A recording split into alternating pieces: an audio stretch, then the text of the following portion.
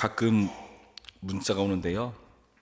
어디서 돈 필요한 건 알아가지고 돈을 빌려주겠다더니 하는 문자들이 종종 오곤 합니다.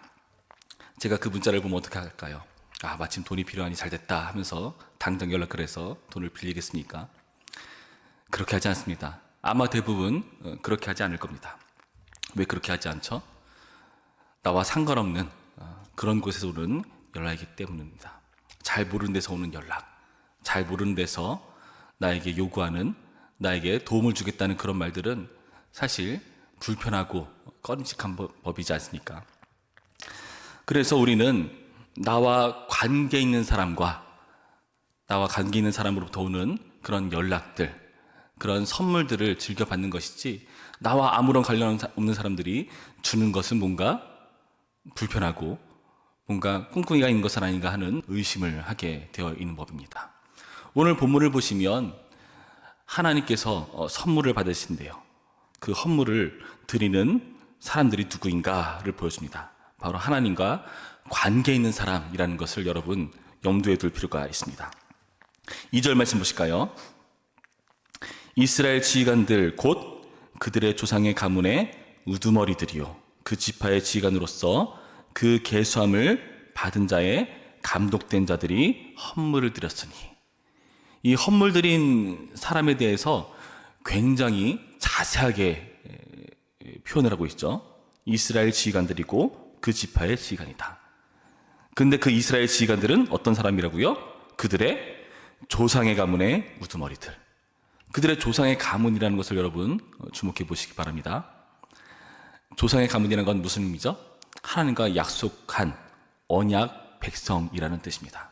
그 약속 안에서 지금까지 쭉 이어져 내려온 그런 사람들이라는 것을 우리는 염두에 둬야 됩니다.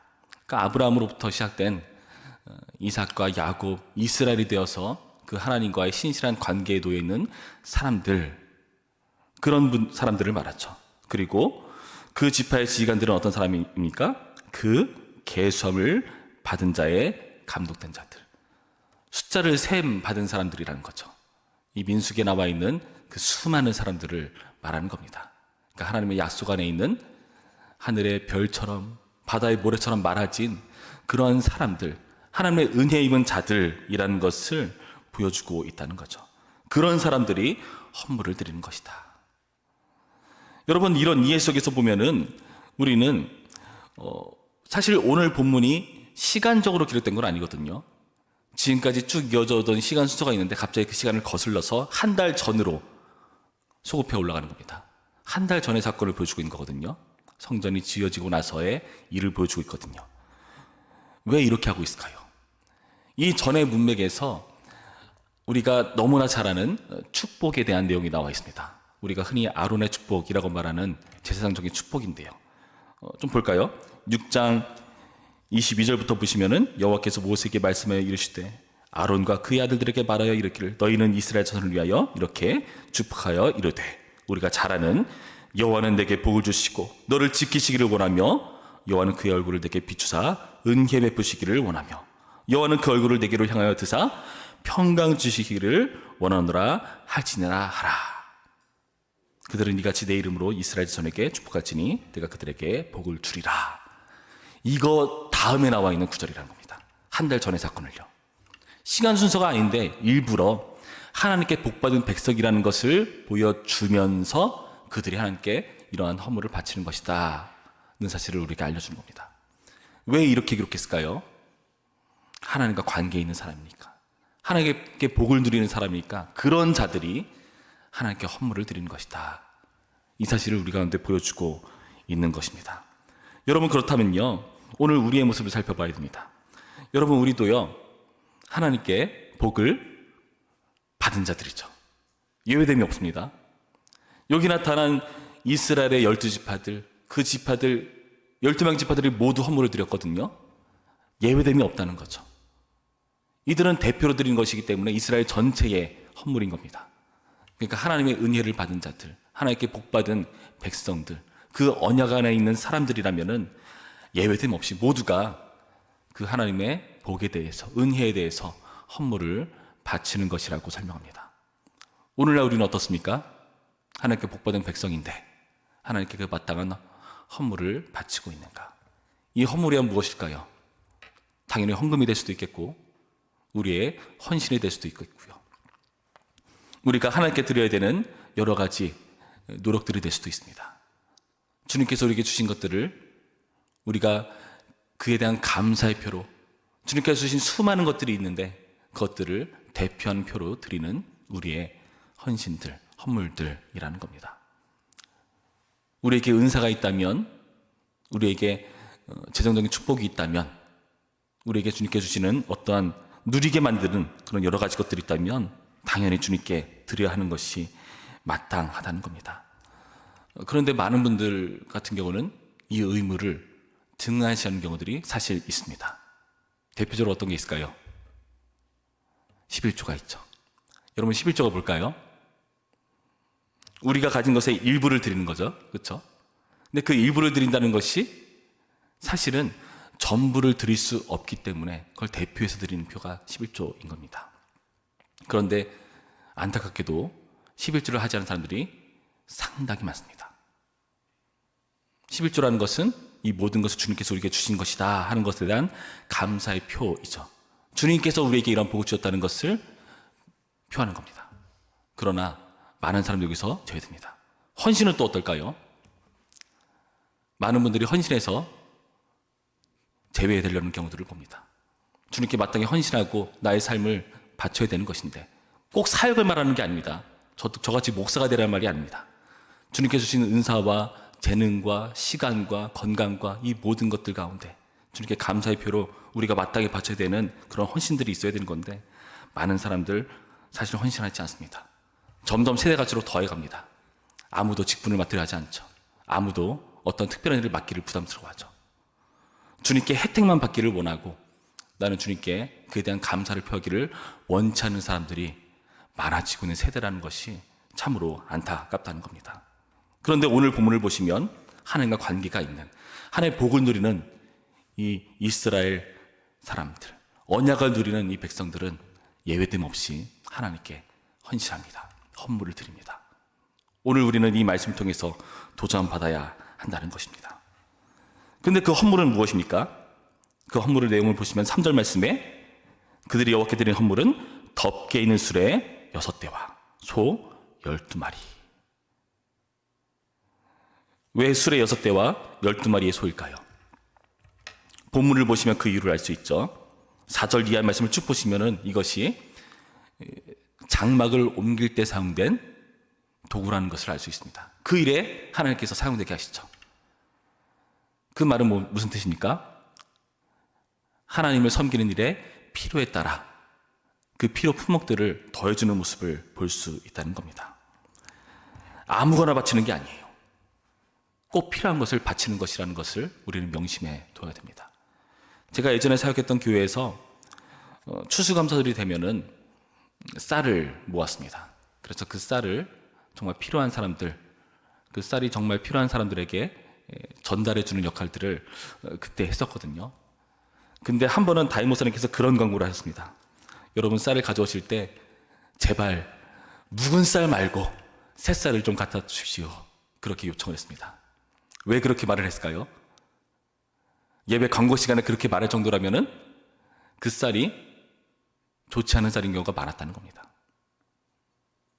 누군가에게 돕고 섬기는 일을 할 때 그때 슈박스를 해가지고 그 신발 상자 안에 여러 가지 선교사님들을 도울 만한 물건들을 받고 주는 일이라는데 신신당부했습니다. 여러분 집에 있는 거 필요 없다고 해서 막 버리려고 하는 그러한 버리려는 품목 말고 이왕이면 좋은 거 같이 자녀들하고 다이소 같은 데 가서 물건들을 고르고 이거 성교사님 드릴 거야 하는 그런 교육을 거쳐서 쓸만한 물건들을 좀 주시기 바랍니다. 그런 걸 왜 할까요?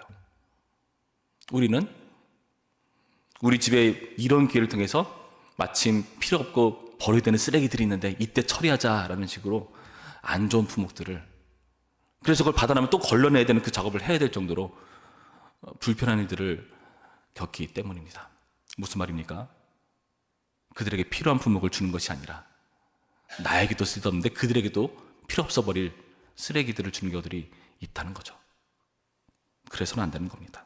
오늘 본문을 보시면 아무거나 바치는 게 아니라 하나님의 일에 필요한 품목들을 주고 있다는 것을 여러분 명심하셔야 됩니다. 그래서 그 헌물을 누가 받습니까? 4절과 5절 말씀 우리 한 목소리로 읽습니다. 시작. 여호와께서 모세에게 말씀하여 이르시되 그것을 그들에게서 받아 레위인에게 주어 각기 직임대로 회막봉사에 쓰게 할지니라.